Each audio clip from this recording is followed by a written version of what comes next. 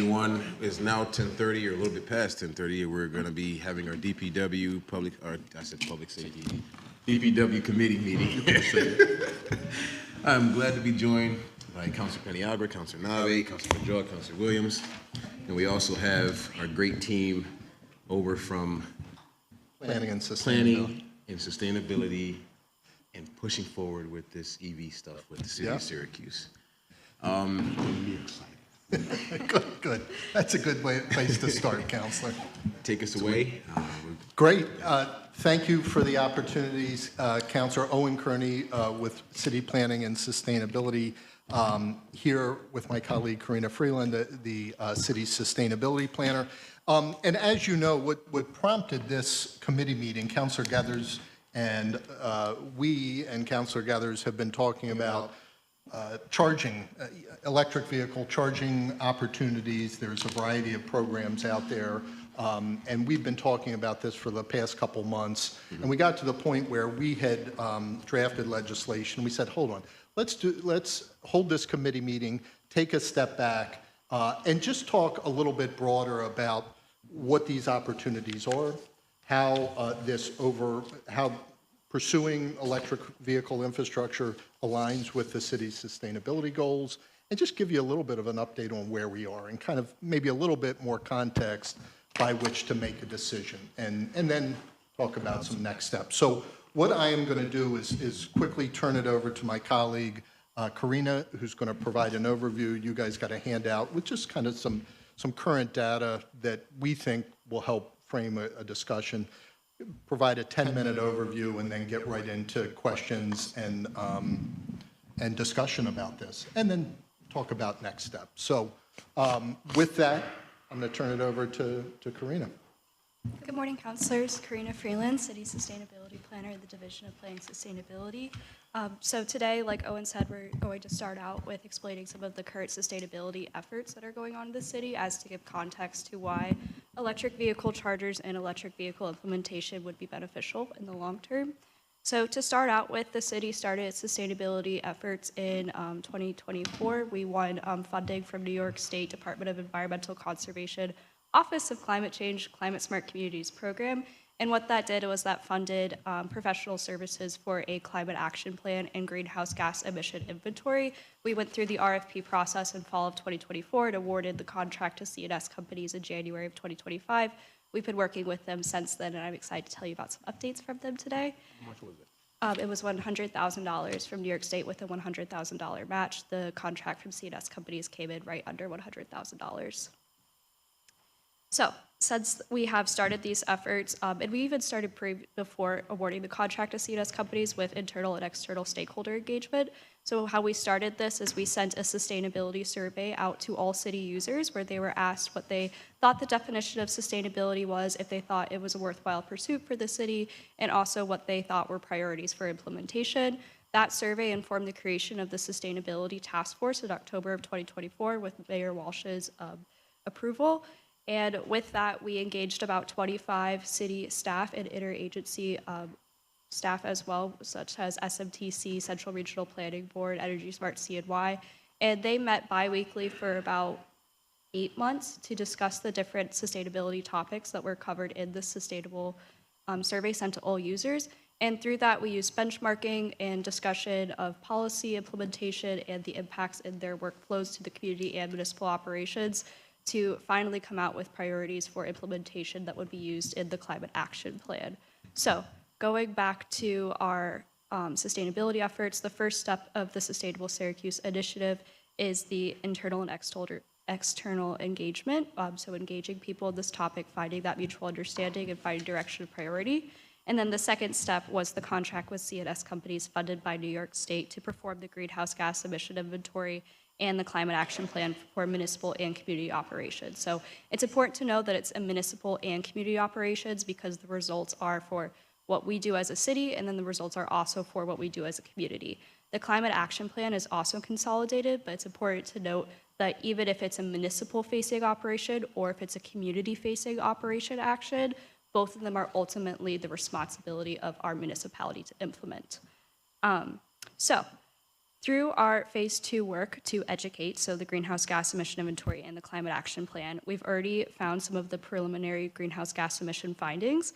This is very positive for our city. So previously work was done in 2010 with the help of SUNY ESF to perform a greenhouse gas emission inventory for the same community and municipal operations.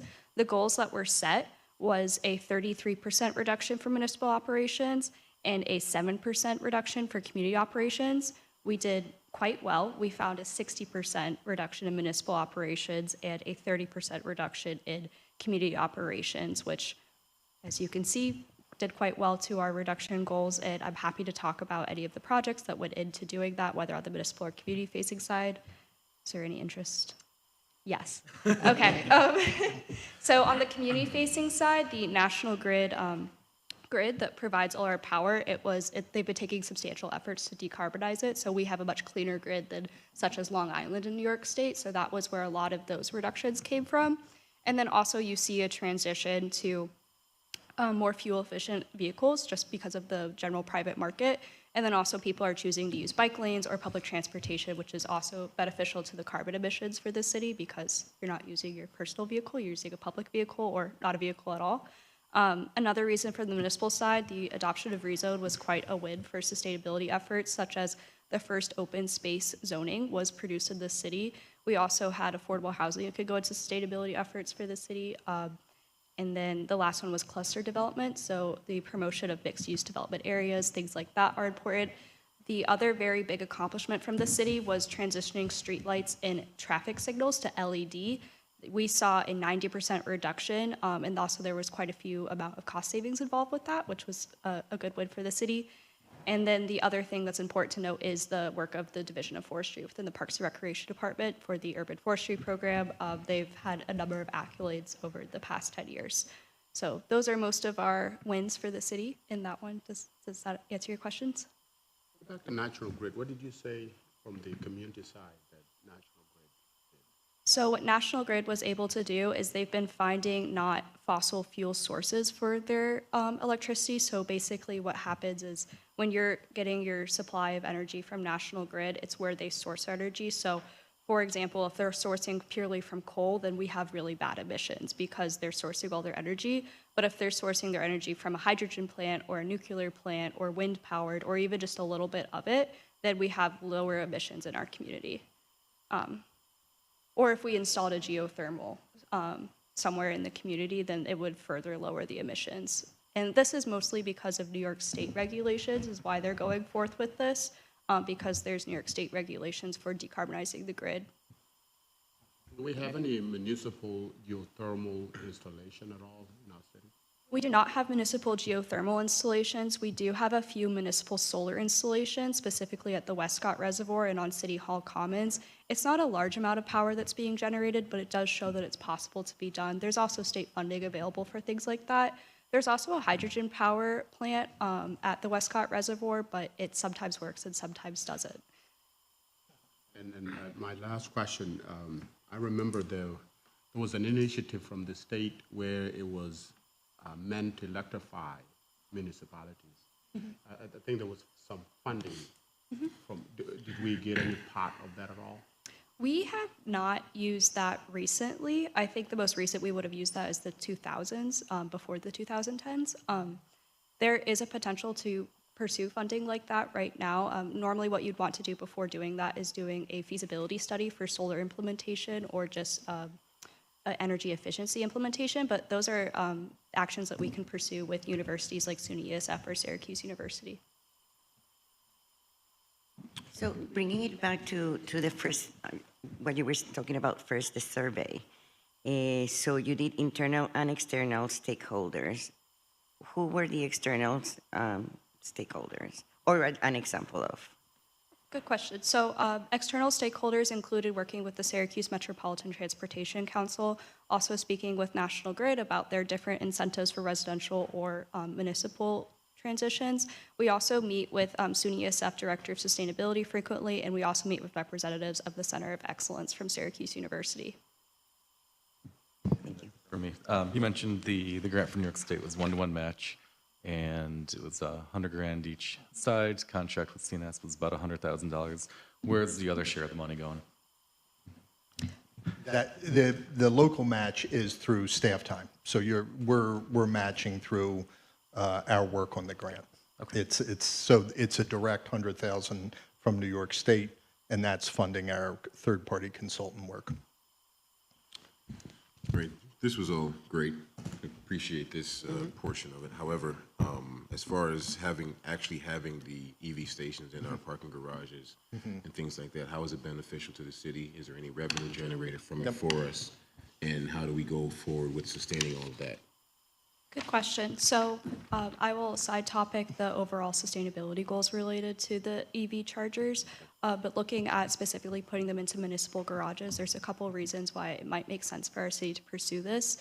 The first thing I would like to put out there is the implementation of electric vehicle chargers in our community is already happening and will continue to happen. It is our choice if we want to be a part of this market revolution in upstate New York.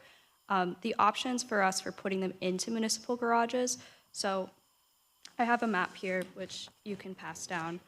Basically, what this shows is that, so for National Grid, there are transformer lines and there's power lines. So essentially what you want to know about all of that is that there's a certain grid capacity for different areas in the city. So you want to make sure that you're putting in an EV charger that pulls a certain amount of voltage or kilowatts in an area that can hold that kind of kilowatt power. And then what you also want to think about is you want to think about where is the disadvantage area that can get the NYSERDA or National Grid or New York State Department of Environmental Conservation funding. So when you look at that map, and I apologize, it's just a yellow line that's circling it, it's not the most professional, but you can see that the areas where looking at putting in municipal garages, they are in the DAC and they are in areas that have the power capacity. So if you look at the handout that I provided for you, there's a couple different programs that you can get funding for EVCs. So that's NYSERDA's Charge Ready program, so you could get about $4,000 per charger with that one.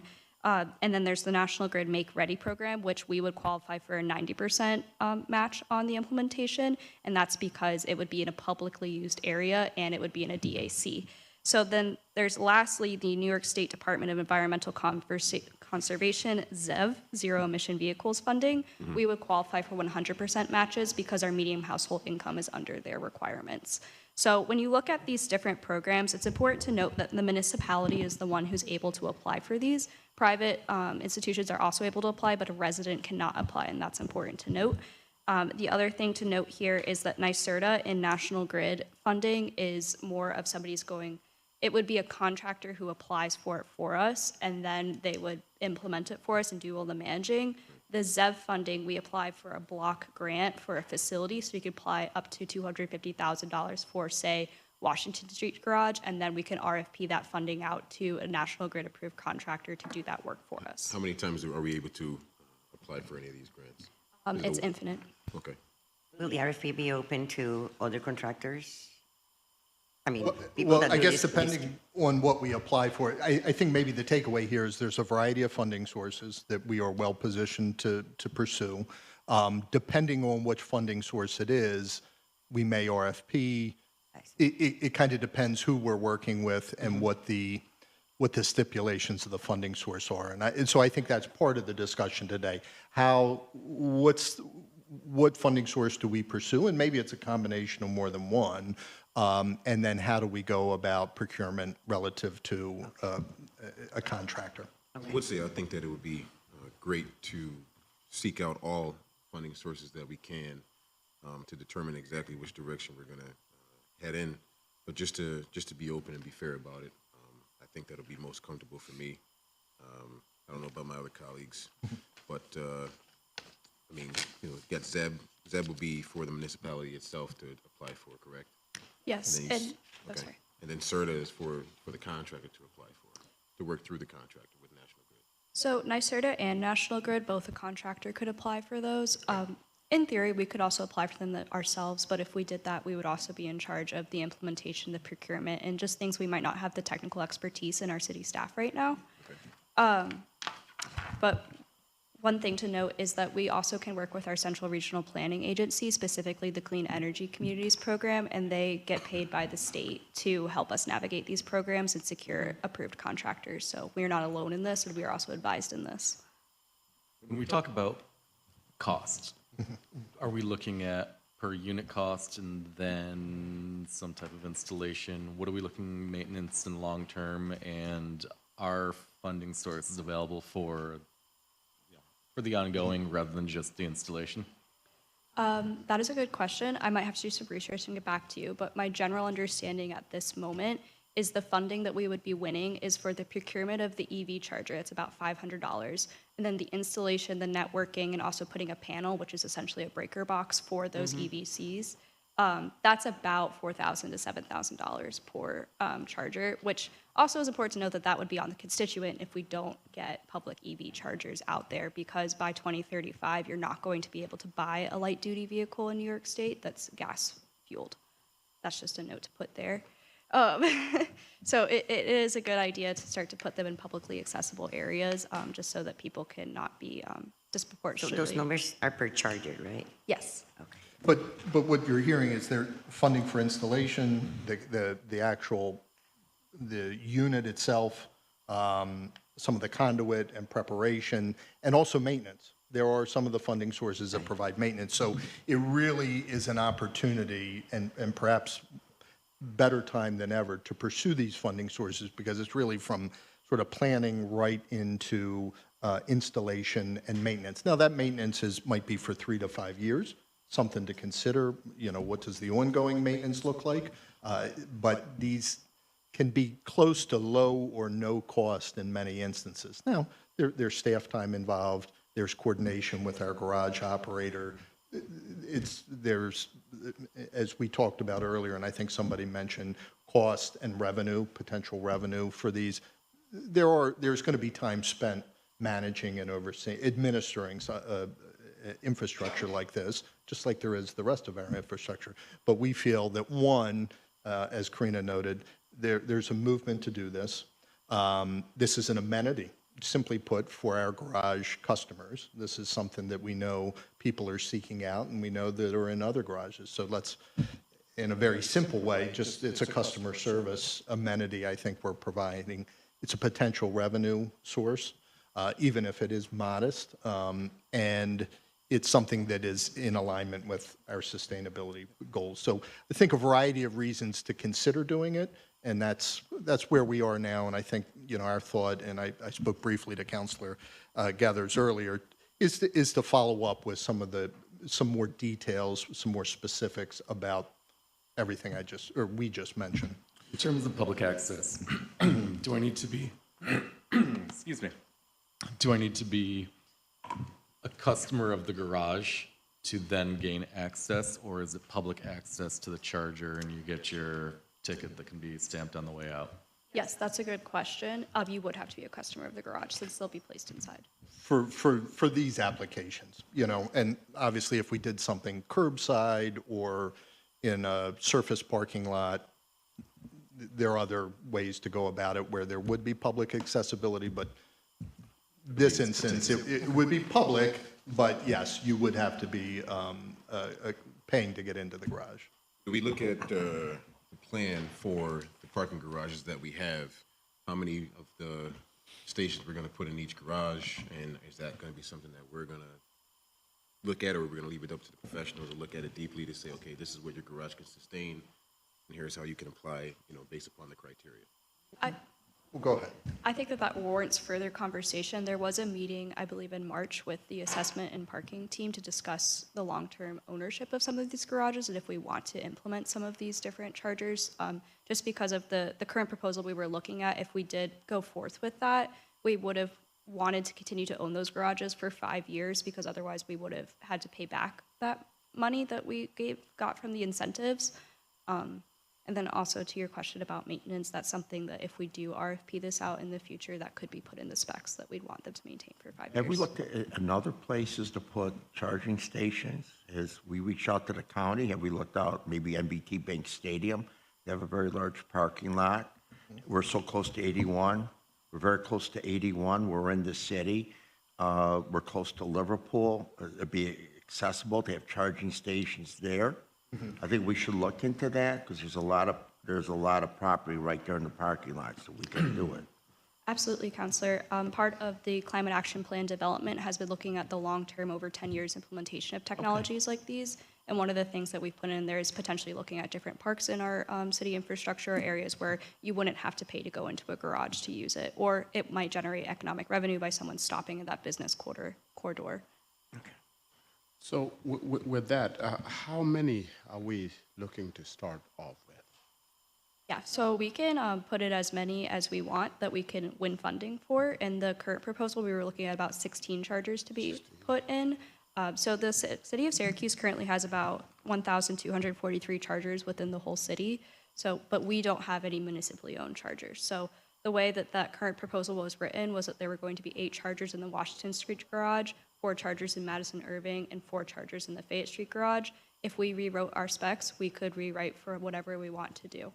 So that's further discussion with assessment and parking teams. That's further discussion with stakeholders and thinking about where the community needs it. Any plan to maybe possibly incorporate the PSB as an additional space to maybe start this with? Because, you know, as we transition to the new building on West Fayette Street, you know, it's a heavily used. Yeah. You know, it Surely may- something we can look at, Counselor. You know what I mean? So it probably, you know, and then leading to another question is, with the police and public works, how much of our fleet is electric that would benefit, may potentially benefit from it? How much of our fleet is? Yes, that's a good question. So alongside all the other work that the Central Regional Planning Board does to help us, they also did a fleet electrification study for us. Part of that study was showing that their suggestions were the departments to transfer would be the Department of Public Works and then the Parks Department and then DPW. Upon further discussions with the Assistant Director of Fleet Operations, we have determined that it might be best to actually go for the administrative vehicles first that park in some of these municipal parking garages. And the reasoning for that is that all of the pickup trucks that are in our city inventory are also used to plow snow in the wintertime, so it's important to keep the horsepower available there, and sometimes the electric vehicles right now just don't have that reliability or availability 24/7 like a gas vehicle does. And then the other reason is that when you look at the power infrastructure, putting in the mass amount of chargers that would be needed to keep those vehicles fueled is not potentially realistic at this time.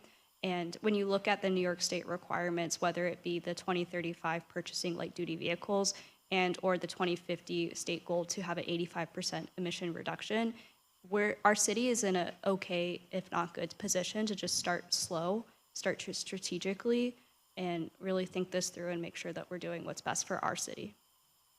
We don't know yet how many are electric yet. We don't have any I don't electric think we have any vehicles. electric. We don't have any electric. Okay. Connor, could I ask something here? Thank you. Morning. Good morning. A while ago, you and I talked about a larger parking study, kind of looking at our entire ecosystem. And what I hear is, Councilor Nave talking about the north side, Councilor Majoke talking about the west side, in terms of our EV and charging needs. I'm 1,000% on board with this proposal, with the little caveat of, maybe, the potential of needing to hold on to the garages for 5 years. And I know we've had conversations around that. Have you looked any further into that prospect of commissioning a larger study to talk about where we're at now and where we're going to have to go with 81 coming down and all the evolution and changes to our market in terms of parking? Yeah, absolutely. Connor Muldoon, Chief Operating Officer. So actually just yesterday I was speaking with Neil Burke, our Director of Special Projects, about commissioning such a study. We would likely want to partner or work with our Metropolitan Planning Organization, SMTC, as the entity to help us procure funding potentially from New York State, specifically tied directly to I-81. There are a significant number of surface parking spaces that will be removed when the viaduct comes down, which will drastically impact the supply and demand and market dynamics of our parking garages. All that to say that the removal of 1,000 surface spaces likely makes our parking garages much more valuable in the future. So to your specific concern about the 5-year window and needing to pay back a few tens of thousands of dollars on EV chargers relative to tens of millions of dollars of windfall, I would want to put that into context. But yes, in terms of looking at a broader citywide or municipal parking garage study, that's definitely something that we're beginning to have conversations about. I know that we have a meeting tomorrow that I believe you're attending with our revenue enhancement group to start to talk about parking enforcement, parking garages, and other revenue enhancement strategies as well. Yeah, it just seemed like this is another piece to that equation that I didn't think about was EV chargers and demand and location and, you know, our lovely GIS map here and all that. So I appreciate to hear that there's progress. Thank you. Great, thank you. I guess we'll have a follow-up meeting after we get, you know, the ins and outs about how we're going to move forward as far as funding and things like that. If there's not any other further questions from my colleagues, do you have one? No? Thank you. We appreciate it. We'll follow up with you. We've got, you know, appreciate your support. Hopefully the alignment with some of our other work is clear.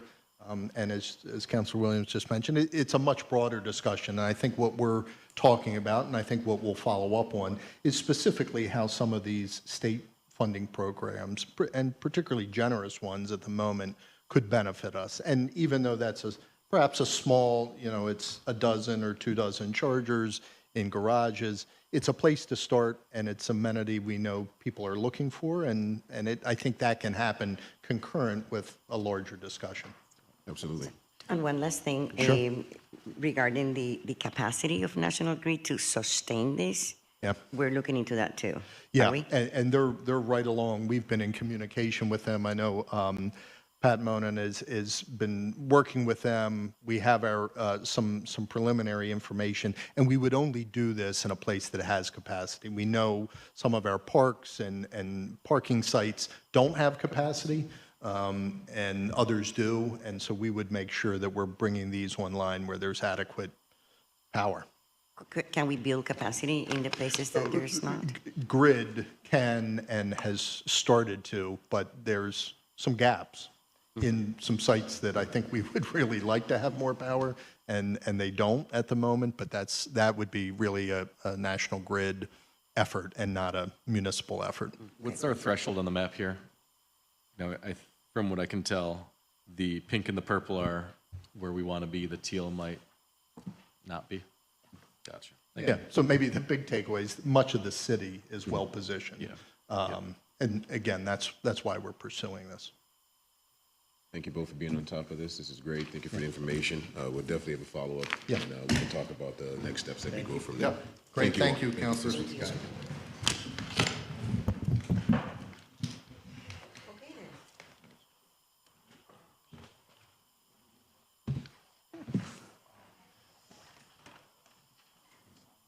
Thank you very much.